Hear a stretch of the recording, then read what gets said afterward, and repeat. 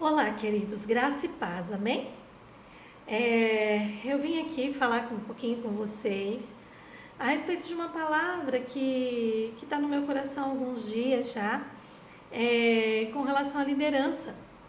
Que como tem sido difícil nesses dias de crise, nesse tempo de crise, viver a liderança. Como nós, enquanto líderes dos nossos lares, líderes em nosso trabalho, em qualquer lugar, líderes na igreja, na casa de Deus, como somos, como tem sido um tempo difícil. Como é difícil ser um líder em tempos de crise. Não é? É muito bom ser um líder quando tudo vai bem, quando os nossos planos e os nossos desejos vão bem, quando aquilo que a gente projeta e traça sai, né, do jeito que a gente quis, do jeito que a gente imaginou, quando os nossos liderados estão bem, tudo isso é muito bom. Mas e num tempo de crise? Como que a gente deve proceder? Como a gente deve liderar? Ainda somos líderes em tempos de crise? Sim, somos líderes, sim. E eu creio assim que mais do que nunca, Deus deseja nos usar em tempos de crise. E eu vou me valer da palavra de Deus a respeito disso, principalmente com um líder do povo, que é o líder Moisés. O que acontecia com Moisés em tempos de crise? Moisés viveu muitos tempos de crise. Muitos tempos em que houve crise, em que o povo, de certa forma, ia até ele para que ele resolvesse as crises. E como Moisés costumava fazer, o que Moisés fazia, o que a palavra tem a nos ensinar com Moisés nessa questão de uma crise. Lá no livro de Moisés, no livro de Êxodo, né? Capítulo 16, é aquele momento em que o povo de Deus começa a reclamar de fome. E olha o que o texto diz. Partiram de Elim, toda a congregação dos filhos de Israel veio para o deserto de Sim, que está entre Elim e Sinai, aos 15 dias do segundo mês, depois que saíram da terra do Egito. Toda a congregação dos filhos de Israel murmurou contra Moisés e Arão no deserto. E disseram-lhe os filhos de Israel: quem nos dera tivéssemos morrido pela mão do Senhor na terra do Egito, quando estávamos sentados junto às panelas de carne e comíamos pão a fartar. Pois nos trouxeste a este deserto para matares de fome toda essa multidão. Então disse o Senhor a Moisés. Olha só.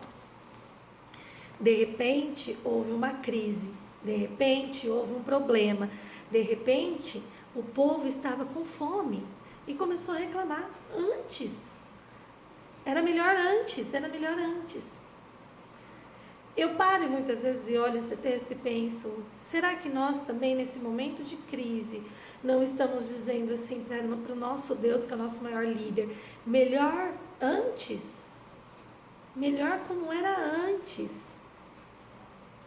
Então, nesse momento de crise, nós precisamos ter uma coisa muito clara: a quem nós estamos servindo. O povo de Israel, povo de Deus, povo escolhido de Deus, já havia experimentado nesse trecho da palavra, já tinha experimentado vários milagres. Deus tinha tirado eles do Egito, Deus tinha mandado as pragas, Deus tinha aberto o mar, eles tinham passado a pés secos o mar. E ainda assim, eles questionaram a vontade de Deus. Nós, enquanto líderes, nesse momento, não nos cabe questionar a vontade de Deus. Moisés não questiona. Moisés vai até Deus. Todas as vezes que surge um momento de crise, na sua grande maioria, Moisés ele não age no impulso, ele não vai com a vontade dele, ele vai até Deus. Nesse momento em que nós estamos vivendo, nós somos tentados a agir na nossa própria força. Mas o que mais nós podemos fazer? Eu te pergunto.